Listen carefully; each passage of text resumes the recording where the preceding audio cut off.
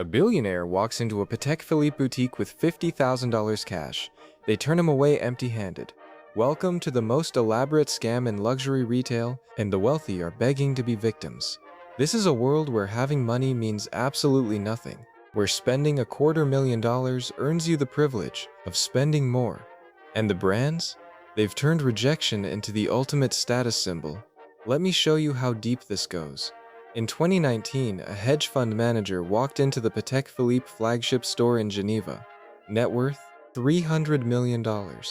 He wanted one watch, the Nautilus 5711.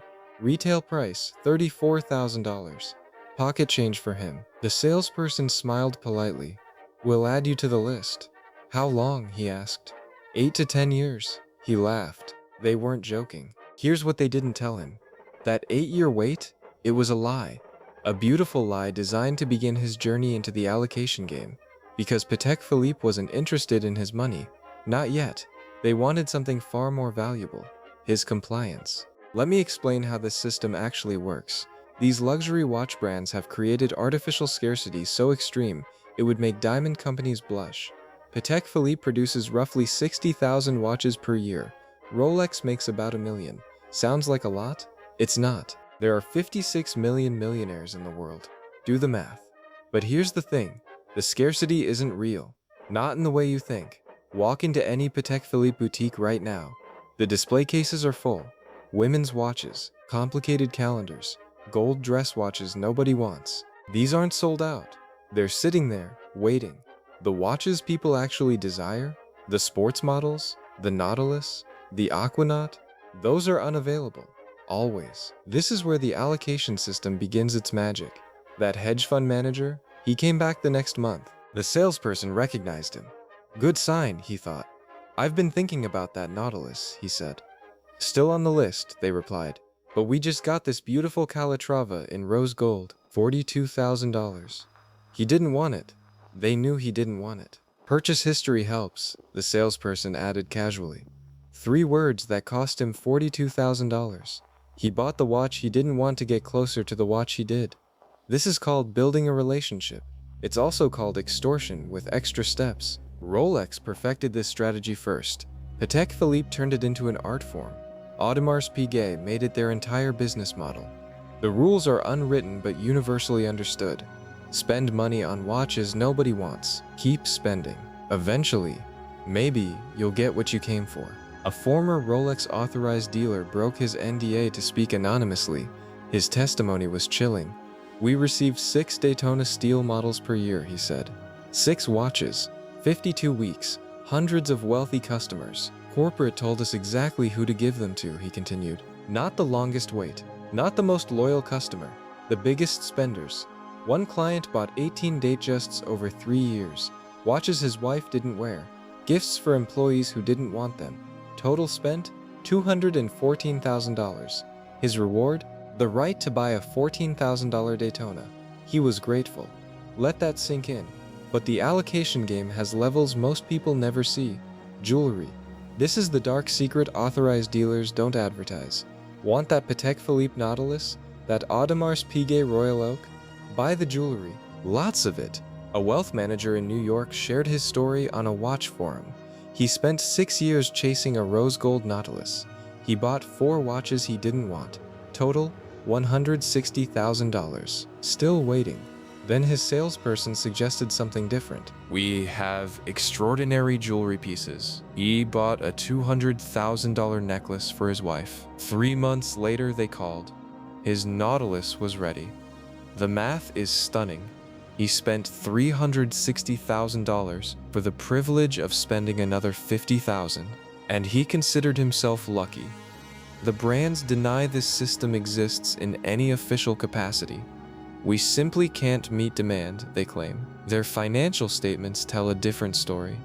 Patek Philippe's revenue grew 42% between 2019 and 2022. Not from selling more watches, from selling more expensive watches to fewer people. The allocation system concentrates wealth extraction. Why sell one $50,000 watch when you can make someone buy 3? It's brilliant. Economically speaking. Morally? That's another question. Here's where it gets even stranger. The secondary market. That $34,000 Nautilus our hedge fund manager wanted? On the secondary market right now? $120,000, triple the retail price. Some limited editions go for 10 times retail, 20 times. A Patek Philippe Grandmaster chime retailed for $2.5 million. One sold at auction for $31 million. Think about that. Spend years kissing the ring at authorized dealers, or pay triple on the secondary market and get it today. So why don't they just buy secondary? Psychology. This is the most fascinating part of the entire system. Behavioral economists call it effort justification. The harder we work for something, the more we value it. These watches aren't just timepieces anymore.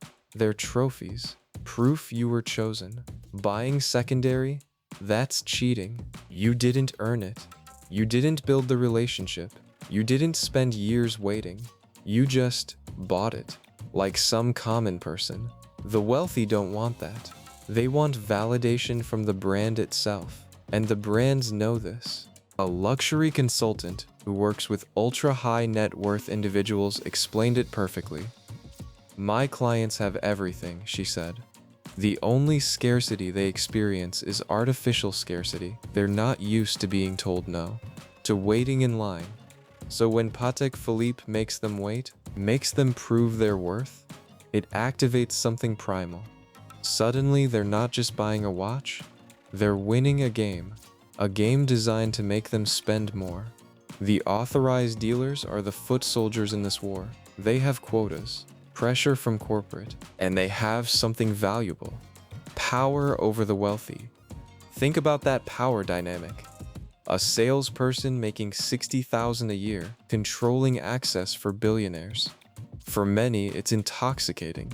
Former employees describe a culture of favoritism that would make a nightclub bouncer blush. Who gets the call when a Nautilus arrives? The biggest spender? Sure, sometimes. The nicest client? The most patient? Not necessarily. I gave allocations to people I liked, one former dealer admitted. People who treated me like a human, but mostly, I gave them to whoever spent the most. The brands maintain plausible deniability. Our dealers are independent businesses, they say. Technically true, practically meaningless. Patek Philippe, Rolex, and Audemars Piguet control everything. Distribution, pricing, allocation. They know exactly what's happening. They designed it this way. Internal documents leaked from Rolex Corporate in 2021 revealed detailed tracking. Every authorized dealer reports purchase history. Every client's spending is in a database. The waiting list, it's not chronological. It's ranked by revenue potential. Let's talk about the economics of artificial scarcity. Why do this? Why not just make more watches and sell them? The answer reveals everything. Luxury isn't about the product, it's about exclusivity. Hermès proved this with Birkin bags. Ferrari does it with cars. The harder something is to get, the more people want it. But watches are different. Ferrari genuinely can't produce unlimited cars. Patek Philippe, they absolutely could increase production. They choose not to. A manufacturing consultant estimated Patek Philippe could triple output without sacrificing quality. Triple.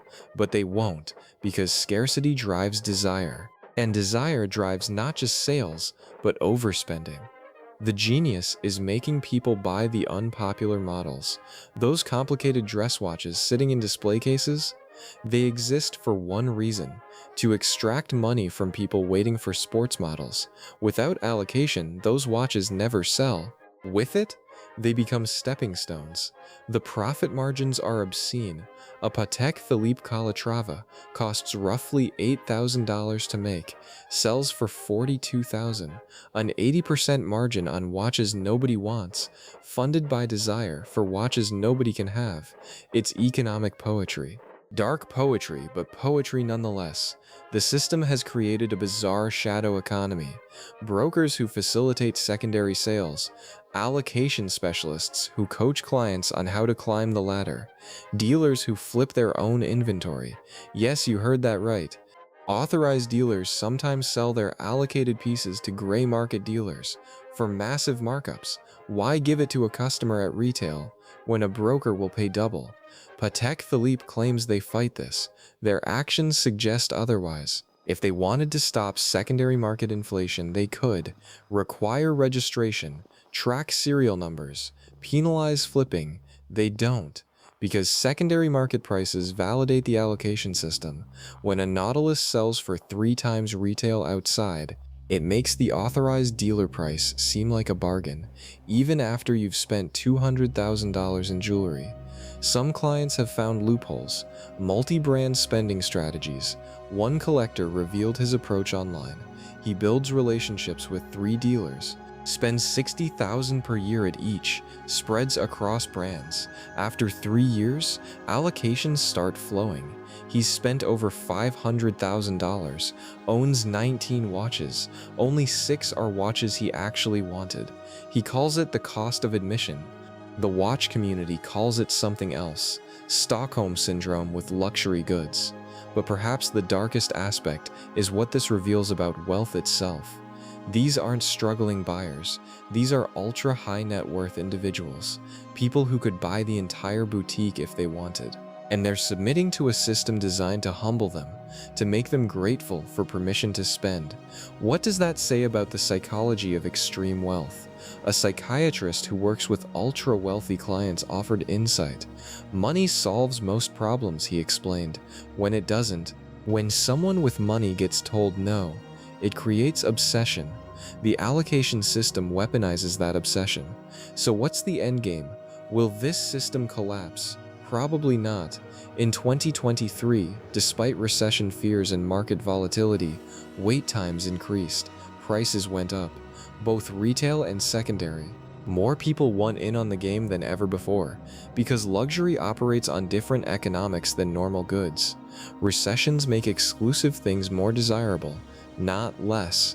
When everyone's worried about money, spending absurd amounts on a watch becomes an even stronger signal. I'm fine, it says. I'm chosen. The brands will keep producing just enough to maintain hunger, never enough to satisfy it. They'll keep the allocation system because it works. It extracts maximum revenue from willing participants, and they are willing, desperately so. That hedge fund manager from the beginning of our story, he finally got his Nautilus after 9 years. After spending $400,000 total, he wore it once, then put it in a safe, too valuable to risk, too precious to enjoy. When asked if it was worth it, he paused. "I'm on the list for another one," he said. That's the system. That's the scam. And business has never been better.